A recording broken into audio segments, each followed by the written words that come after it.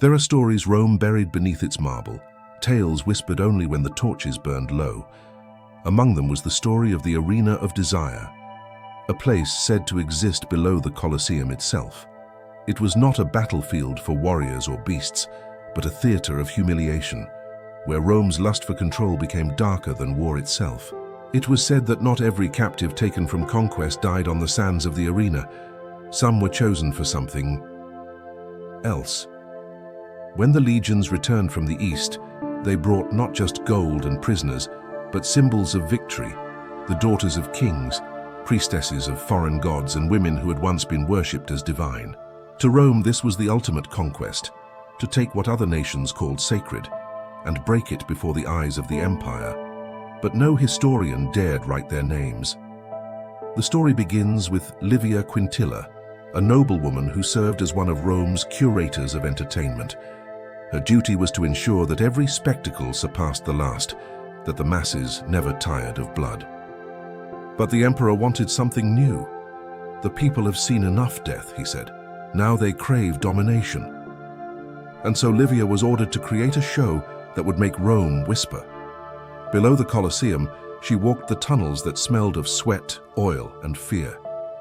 The walls still trembled from the roars of lions, but here another sound grew. The rustle of chains, the sobbing of captives who didn't know whether they were being spared or condemned.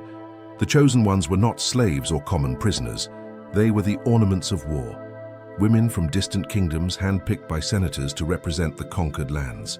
They were dressed not in rags but in silks that mocked their former glory. Gold collars hung around their necks, trophies of the empire's vanity.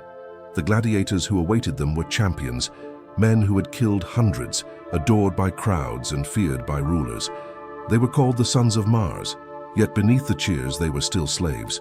Rome demanded that even its gods bleed for her. Livia's orders were clear. This would not be a battle of swords. It would be a ritual of domination, a reminder that Rome did not just destroy kingdoms, it consumed their souls. On the day of the spectacle, 70,000 citizens filled the Colosseum. The emperor reclined beneath a canopy of silk, a golden cup in his hand. Below, the sand shimmered under the sun like a sea of dust and blood. A trumpet sounded. From one gate emerged the gladiators, bare-chested, bronze-shining, faces painted with crimson. From the other, the captives, veiled, silent, steps trembling. The crowd roared, expecting blood, but no weapons were drawn. Instead, the prisoners were forced to kneel before the men who had slaughtered their brothers. A herald proclaimed, "Behold the triumph of Rome, where the conquered kneel to their masters." The crowd laughed, jeered, threw flowers and coins into the pit. Livia turned away. She had designed this, yet it made her stomach twist. There was something worse than death unfolding below, the slow breaking of human dignity. Each woman was forced to stand and recite the names of her fallen kin, while the gladiators repeated them mockingly, turning tragedy into theater. When one refused, she was bound and dragged across the sand. The emperor raised a hand, and the arena fell silent. He smiled faintly. "Let her speak now," he said, but her voice was gone. Livia later wrote, "I saw in her eyes the reflection of Rome's rot. We had become what we once feared, not wolves but gods pretending to be men." That night, the captives who survived were taken below the arena, to the Hall of the Mirrors. Few knew of its existence. It was a corridor lined with polished bronze, where condemned performers were forced to look at themselves before execution. Rome believed that true punishment was not death, but recognition, to see the fear, the shame, the loss of one's soul. There, the women wept not for death, but for what they had become. Some legends claim that one of them, the daughter of a Gallic chieftain, cursed Rome that night. She whispered to the bronze reflections, calling upon her dead gods. "Let this empire crumble under its own pleasure," she said, and some say it did. Months passed, but something began to change within the Colosseum. Spectators reported strange happenings, lions refusing to kill, torches that wouldn't stay lit, gladiators seeing visions before they fought. One claimed that at night he saw figures walking the tunnels, veiled women whispering prayers that made the air turn cold. Livia wrote in her private notes, "The mirrors are speaking. I hear them when I walk the lower halls. They hum like trapped souls. She tried to end the ritual, but the emperor refused. It brought too much glory, too much awe. The Arena of Desire, as people now called it, had become a cult attraction, the place where Rome proved its divine right to rule. But the more they performed these rituals, the more the city decayed. Crops failed, storms ravaged the coast, fires spread through the marketplaces. Some said the gods had turned away. Others said Rome had created new ones, dark gods born of pain and humiliation. One night, during the grandest festival of the year, the emperor himself demanded to witness the final act of the arena. He called it the wedding of Rome and the world. Dozens of captives were brought forth, veiled in white, to represent the nations Rome had conquered. The gladiators knelt before them, a mockery of holy matrimony. But when the veil was lifted from the first captive, the emperor froze. Her eyes were not mortal. They shimmered like the bronze mirrors beneath the Colosseum, reflecting not light, but memory. She said nothing. She simply looked at him. And for the first time the emperor trembled. The torches went out. When they were relit, the woman was gone, as if the sand itself had swallowed her. The crowd screamed. The emperor demanded the games end immediately, but it was too late. The curse had already taken hold. That night, Livia fled the arena. She claimed she heard the voices of the captives echoing through the stone, whispering her name, calling her to witness what Rome had done. She ran through the tunnels, down to the Hall of the Mirrors. Every surface was fogged, as if hundreds of bodies had been breathing upon them. And then she saw it, not her reflection but theirs. The captives staring back at her, mouths open in silent screams. Behind them, shadows moved, the shapes of the gladiators, now faceless, their strength turned to ash. Livia wrote one final entry in her journal before vanishing from history. Rome taught men to love the breaking of others, but what we broke learned to watch us. And one day the mirrors will shatter, and everything we were will spill out. Some say her journal was found centuries later, in the catacombs beneath the city, pages soaked in wine and ash. Whether it was true or not, no one knows. But the Colosseum still stands, and every night the wind through its arches sounds eerily like distant cries. The Arena of Desire was never found, but deep beneath Rome, where the earth remembers every cruelty, some swear they can hear the faint echo of laughter, not from the victors, but from the conquered.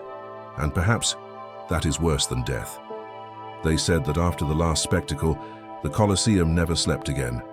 The sand refused to stay still.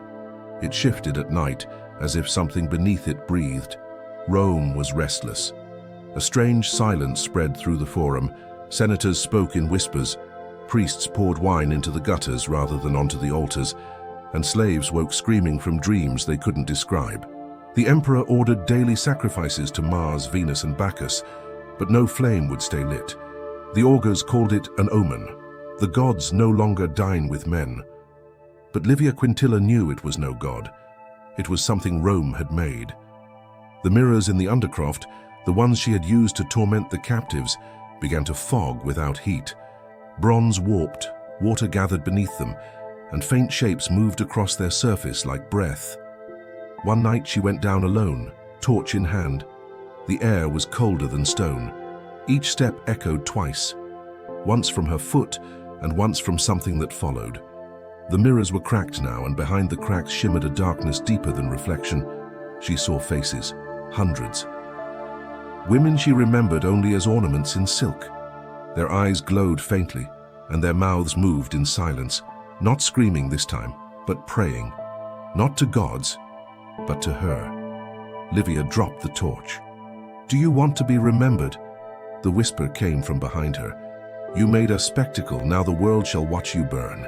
When she looked back, her reflection had vanished, replaced by that of the Gallic girl who had cursed Rome. In the days that followed, the city began to rot from within. Fountains turned black with sludge. Statues of the gods wept red stains that priests swore were blood. And rumors spread that soldiers in the night patrol had seen veiled women wandering near the Palatine Hill, their chains glimmering like silver in moonlight. The emperor called for Livia, demanding she explain what devil she had awakened. She tried to tell him that it wasn't a god or demon but a memory given flesh, that every humiliation Rome had staged had been swallowed by the earth beneath the arena, growing like roots of poison. He laughed. "Then let memory rot," he said, "as long as Rome lives." But that night, his youngest son, a boy of 12, was found dead in his chamber, his face turned toward a bronze mirror, his eyes wide with terror. The mirror itself was cracked from the inside. They sealed the Colosseum. Torches were snuffed, doors barred, the sand covered in marble slabs to purify it. But every builder who worked there died within weeks. Sickness, falls, madness.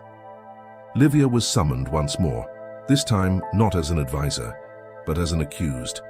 The Senate charged her with witchcraft, claiming she had invited spirits into the heart of Rome. She did not deny it. At her trial, she stood in white, the same color she'd forced upon her captives, and said, "I gave Rome what it wanted, a mirror, and now it sees itself." The crowd hissed. The senators shouted for her to be executed in the arena she'd defiled. But the emperor refused. He wanted something worse. He ordered her locked in the Hall of Mirrors, alone until she repented. They chained her there, surrounded by the bronze reflections. She was left with nothing but her memories. Weeks passed. Slaves brought her food, but she hardly ate.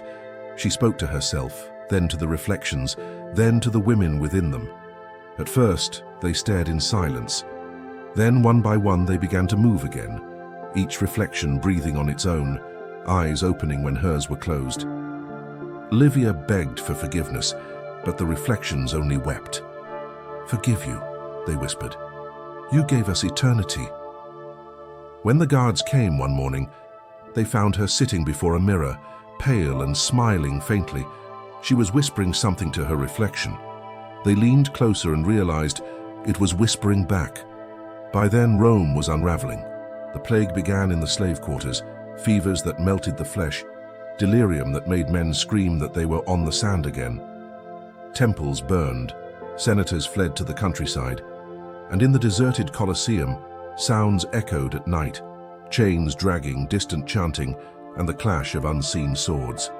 One chronicler wrote, "It is as if the games never ended." Another wrote, "We gave our cruelty a home and now it refuses to leave." A decade passed. The emperor died, some say poisoned, others say he slit his throat after seeing his reflection whisper his sins.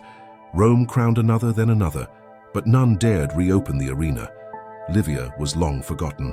Until one night, a group of thieves broke into the sealed tunnels, searching for treasures buried in the marble vaults.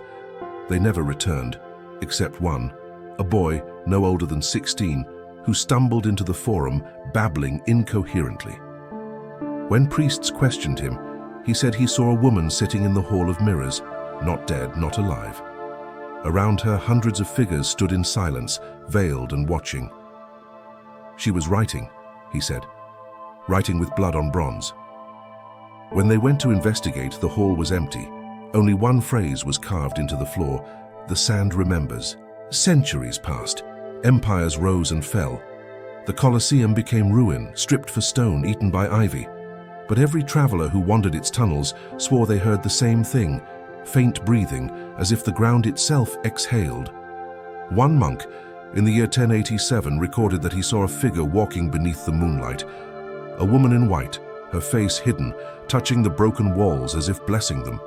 When he followed her, she vanished into a shadow that looked like an open door. On the wall beside it were faint words scratched into the ancient plaster: "To humiliate is to summon, to watch is to worship. Rome still watches."